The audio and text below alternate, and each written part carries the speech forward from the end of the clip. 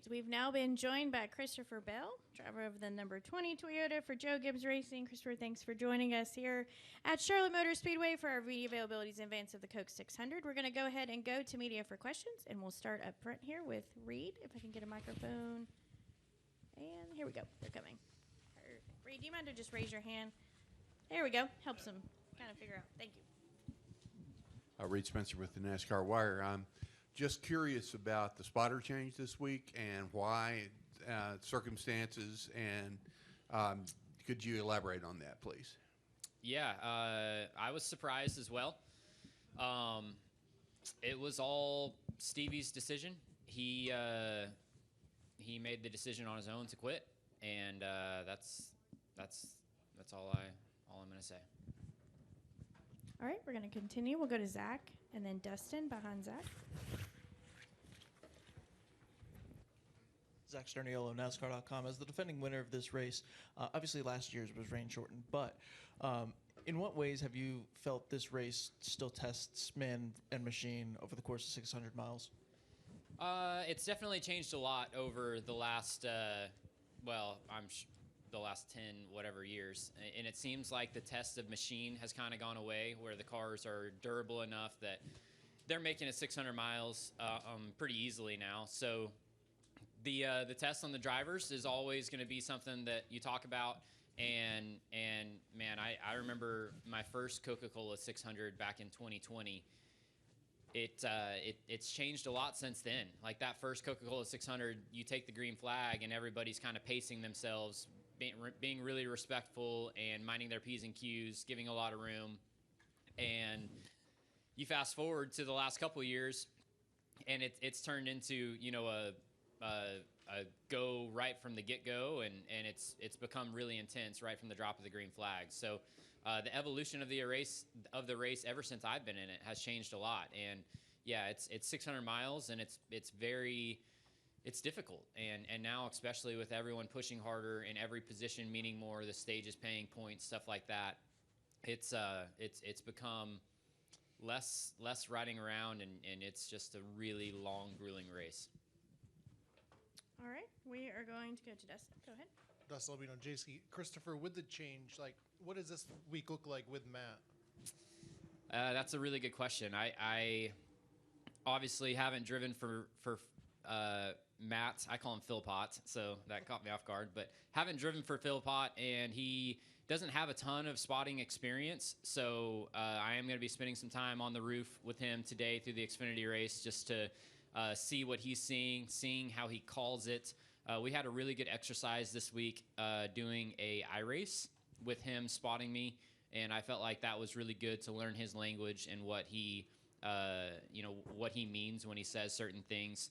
Ran through a couple different items that I wanted something a little bit different. The team wanted something a little bit different. So, I thought the iRacing experiment was really good, and then hopefully we get a little bit closer through the Xfinity race, but I'm sure it's going to be a period of time through many races before we are fully in sync. So, building off that, like, how challenging is it to not start over, but start with a new person right in the middle of the season?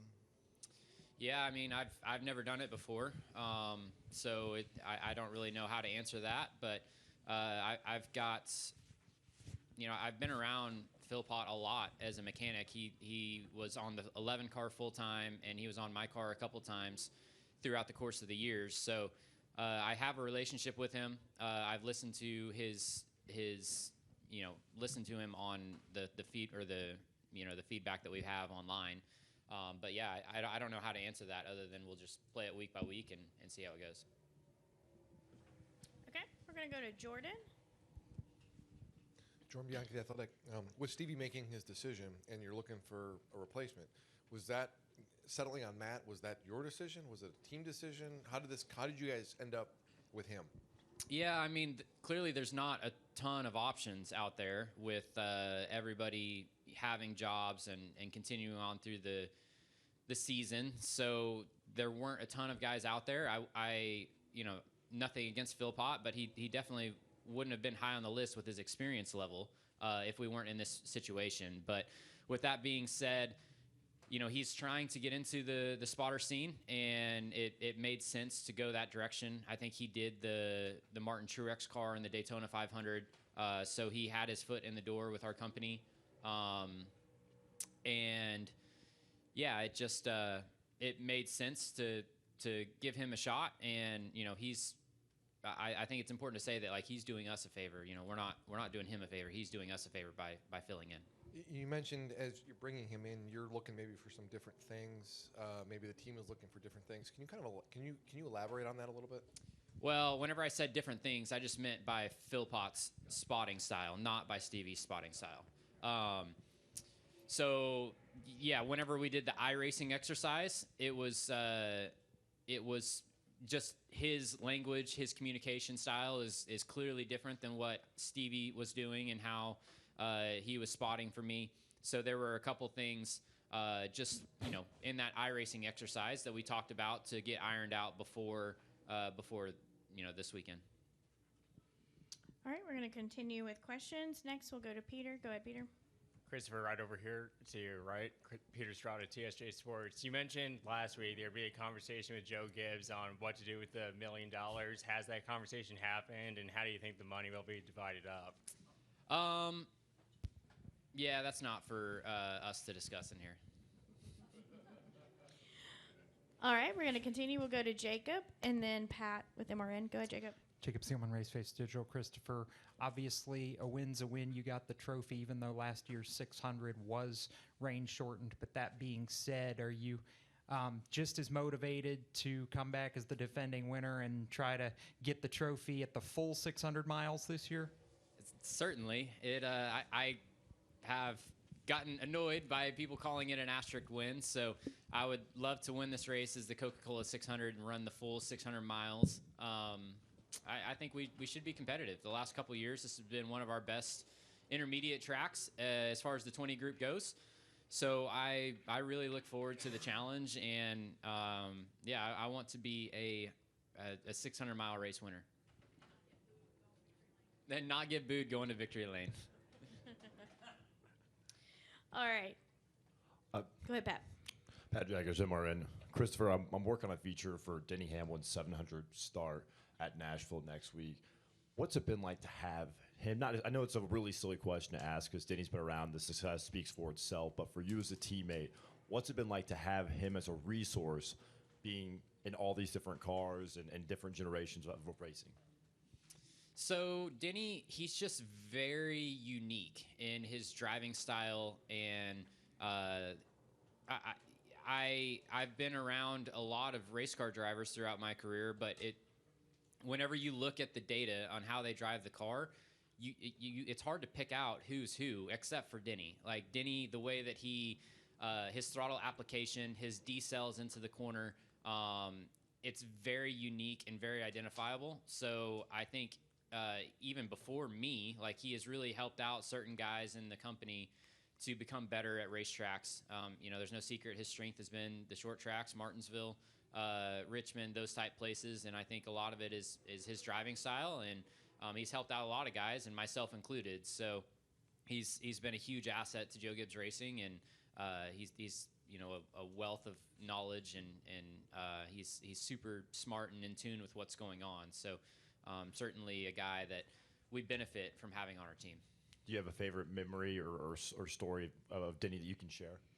Well, this is a little bit selfish, but I go back to the 2022 Martinsville test in the middle of summer, and Denny was really fast at that Martinsville test, and I was really slow at that Martinsville test. And the 11 team, had a really good package, and the 20 team was struggling, and Denny was gracious enough to step into the 20 car and really turned our whole season around by that August day in Martinsville. So from him stepping into the 20 car and giving his feedback to our team, it allowed us to come back to Martinsville in the fall of 22 and win that race. So, that's one that, I will cherish forever, and thankful that he took the chance to get into my car and do that. And just one more, just how has the evolution of Nashville changed over the last few years since 2021? Come back on that one? How has the evolution of the racing at Nashville come along over the last few years? Got it. Well, I think the biggest thing has just been the car change. Nashville, with the old car, it really raced more like a short track in the way that you pass guys, the way that you needed your car to drive. It really reminded me of a short track. And whenever we came back with the next gen car, it really started racing more like an intermediate track. So I would say that's been the biggest change from 2021 to now. And yeah, it's I think since the next gen car's been around, it's been pretty consistent. The racing style has been very similar, but it was a huge change from the Gen 6 to the Gen 7 car. All right, we're going to come up front to Shane. Shane Connick, Charlotte Observer. Christopher, how would you compare the physicality of this racetrack compared to other intermediate mile-and-a-half tracks? Yeah, it's up there, and I mean just the bucking bronco that you have to ride through turns 3 and 4, it gets your attention, and then it being 600 miles is just, it's a very long race. And I applaud NASCAR for in general going shorter with races. Like whenever I first started in the series, and certainly back even before that, there were a lot of 500-mile intermediate races, and now those have kind of gone away, and most of our intermediate races are 400-mile. And I think that puts more of an emphasis in making this weekend even more special, with it being, certainly the longest race of the year, but really being different than the other races. So it's a very physical racetrack, and it's a very physical race. And normally it's really hot. We don't have that aspect of it this weekend, it appears, but it's a tough one. And this one and Darlington are really the two tough races that we have in the season. And how much does that do when you guys come here once a year, having the Roval in the fall, that now this is the one time, it's not just that you're on Charlotte Motor Speedway once, but it's once for 600 miles? Yeah, I mean, I love that. I think I've been pushing, my opinion of going to every track once, and, I think it just helps make it more special. And I think if every track had one date, then it would, we would see improvement in, attendance, and I think it would make every event a little bit more special. All right, we're going to take our final question here from Cameron, here in the middle.